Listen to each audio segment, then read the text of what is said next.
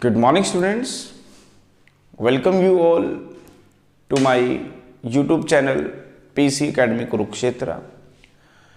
My dear students, today I am here to discuss along with you the most important numerical, and this numerical I have taken from class 10th chapter 12 electricity. This is the most important numerical.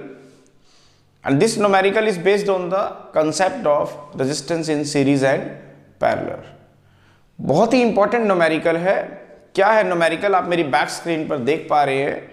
The numerical is if there are the three resistances of 6 ohm, 3 ohm and 2 ohm are connected together so that the total resistance is greater than 6 ohm but less than 8 ohm.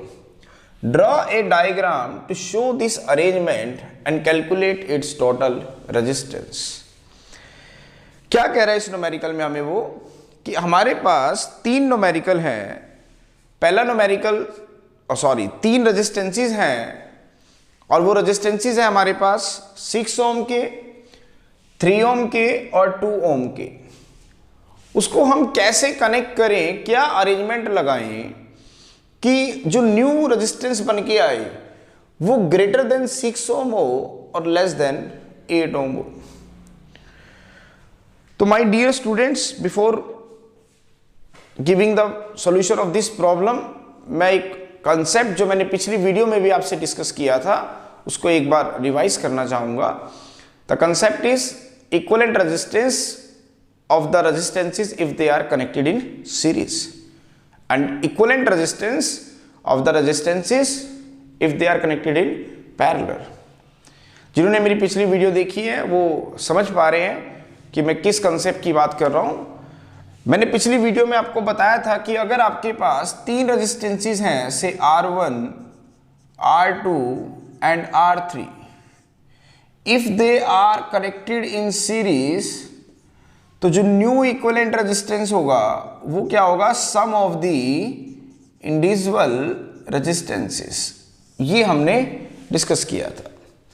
इसी के साथ ही मैंने बताया था कि अगर तीन resistances से R1, R2 and R3 if they are connected in parallel, तो जो उसका इक्विवेलेंट रेजिस्टेंस होगा वो होगा reciprocal of the individual resistances, 1 by R1 plus 1 by R2 plus 1 by R3.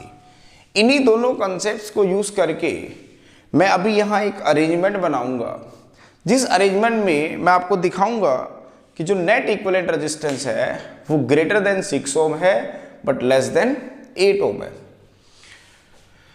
तो कौन कौन से रेजिस्टेंसेस हमें गिवन है? इसके अंदर तीन रेजिस्टेंसेस हमें गिवन है. This is the first resistance से 6 ohm, मैं इसको R1 कह रहा हूं. This is the second resistance से 3 ohm, मैं इसको R2 कह रहा हूं. This is the third resistance से 2 ohm, मैं इसको R3 कह रहा हूं. ये तीन रेजिस्टेंसेस आपको गिवन है. एग्जामिनर कह रहा है कि आप एक अरेंजमेंट बनाएं, चाहे आप इसे सीरीज में लगाएं या पैरेलल में, वो आपने देखना है. एक अरेंजमेंट मुझे ऐसा बना के दें जिसमें जब मैं इक्विवेलेंट रेजिस्टेंस फाइंड आउट करूं तो मेरा इक्विवेलेंट रेजिस्टेंस की वैल्यू 6 ohm से तो ज्यादा आए और 8 ohm से कम आए. तो कैसे लगाते हैं इसका सॉल्यूशन देखते हैं. This is the first resistance में जो कि R1 है. दिस इज R1 जो कि 6 ohm है. मैं इसको सीरीज में ले रहा हूं, किसके? इन दो रेजिस्टेंस के जो मेरे पैरेलल में लगाए गए हैं. दिस इज 3 ohm, मैं इसको R2 कह रहा हूं और दिस इज R3 से 2 ohm. ये दोनों रेजिस्टेंसेस मैंने किस में लगा दिए? पैरेलल में लगा दिए. ये पूरा अरेंजमेंट मेरा किस में है? पैरेलल में. इन दोनों का पैरेलल अरेंजमेंट अगर इसके साथ सीरीज में लगाया जाए तो जो आपका नेट इक्विवेलेंट रेजिस्टेंस होता है वो ग्रेटर देन 6 ohm आता है और लेस देन 8 ohm आता है. इसको चेक कर लेते हैं एक बार. अब ये कैसे पता चल रहा है कि ये दोनों रेजिस्टेंसेस सीरीज में है? मैंने आपको बताया था पिछली वीडियो में कि आपने करंट को फ्लो करवाना है सर्किट में। जब आप करंट को सर्किट में फ्लो कराएंगे और अगर करंट वायर्स के अंदर डिवाइड हो गया तो इट मींस रेजिस्टेंसेस आपके पैरेलल में है। तो चेक करते हैं, suppose this is the I current flowing in the wire. अब ध्यान से देखिए, इस पॉइंट पे आके ये करंट दो पार्ट में डिवाइड हो जाएगा, this is I1 and this is I2। तो जब करंट इन दोनों वायर्स पार्ट्स में डिवाइड हो गया तो इसका मतलब ये दोनों किस में आ गए, पैरेलल में आ गए। तो एक काम करते हैं, सबसे पहले इसका पैरेलल इक्विवेलेंट रेजिस्टेंस हम फाइंड आउट कर लेते हैं। तो मान लेते हैं इसका पैरेलल इक्विवेलेंट रेजिस्टेंस है R डैश, तो 1/R' is equal to 1/R2 plus 1/R3। कौन सा फॉर्मूला लगाया, पैरेलल का। Now what is R dash, R2 कितना है ध्यान से देखिए 3 ओम, R3 कितना है 2 ओम।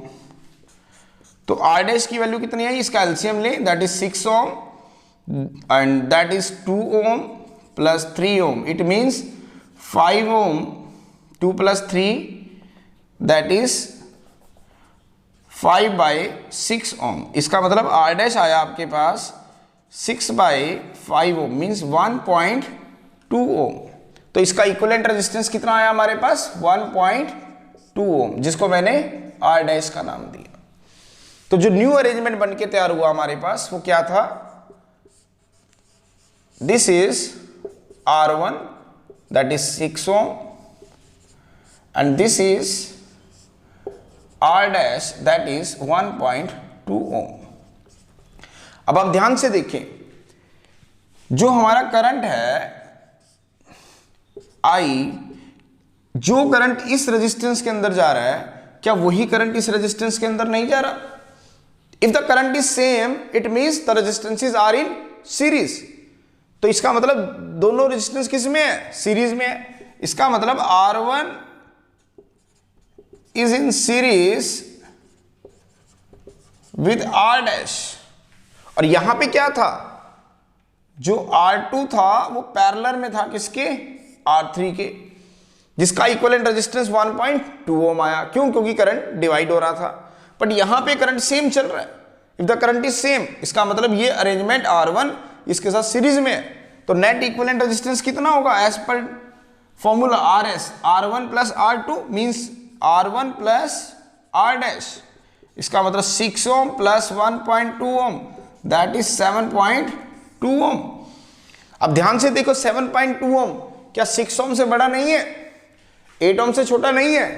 तो इसका मतलब ये वो अरेंजमेंट है जिसके अंदर हमारा जो इक्विवेलेंट रेजिस्टेंस है वो ग्रेटर देन तो 6 ओम है और लेस देन 8 ओम है। सो इस तरह के जो न्यूमेरिकल्स हैं जिसके अंदर आपको रेजिस्टेंसेस दिए जाएंगे and you have to make an arrangement in such a manner that कि जो इक्विवेलेंट रेजिस्टेंस है वो इस वैल्यू से तो बड़ा होगा और इस वैल्यू से छोटा होगा। These types of numericals is to be frequently asked by the CBSE in your board exam। इसीलिए मैं इसका वीडियो जनरेट कर रहा हूं ताकि आप इसको समझ पाएं और जल्दी ही आप तक शेयर भी हो जाएगा। So at last, my dear students, again I'm saying, if you like my work, like my effort, then please don't be forget to subscribe my channel and share my videos maximum to your friends so that they can also clear their concepts in a simplified way।